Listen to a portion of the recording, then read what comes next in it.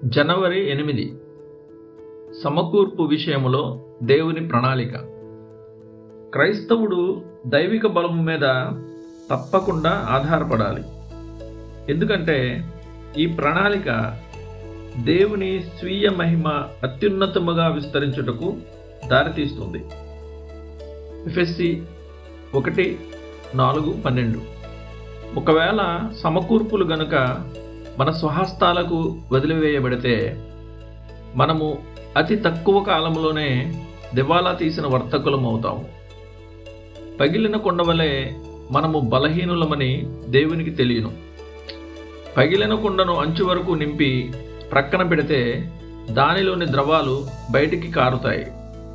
కాబట్టి ఆయన ప్రవహించే తన శక్తి ఊట క్రింద మనలను ఉంచి నిరంతరము మనలను మళ్ళీ నింపుతాడు.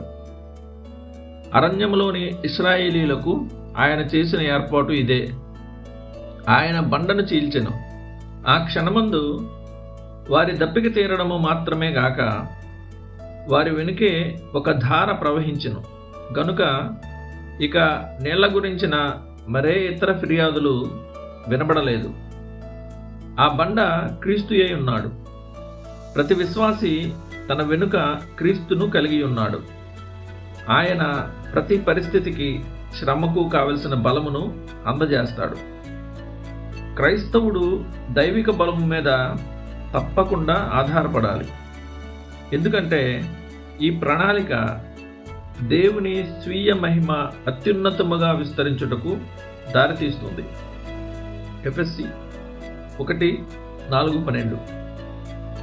ఒకవేళ దేవుడు గనుక నీ జీవిత కాలమునకు తగిన కృపను నీకు సరఫరా చేసి నీవు స్వతహాగా దానిని నిర్వహించుకోవలనని నిన్ను వదిలివేసిన ఎడల ఆయన నిజముగా ఉదారుడు అని నీవు అనుకుని ఉండేవాడివి.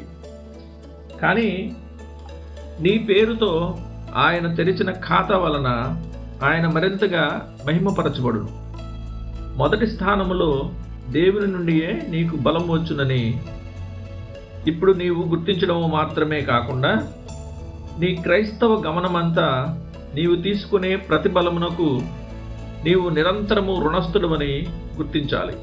తల్లిదండ్రులతో పిల్లవాడు ప్రయాణం చేయనప్పుడు అతని ఖర్చులన్నిటినీ తాను కాకుండా అతని తండ్రియే భరిస్తాడు.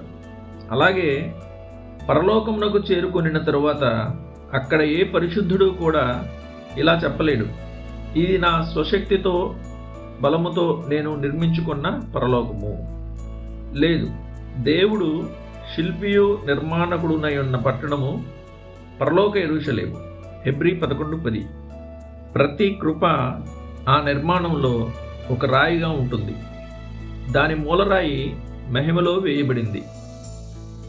దేవుడు ఆరంభించుటకు వ్యవస్థాపకుడు మాత్రమే గాక దానిని ముగించుటకు ఉపకారి అయి ఉన్నాడని ఏదో ఒక దినమున పరిశుద్ధులు చాలా స్పష్టముగా గ్రహిస్తారు.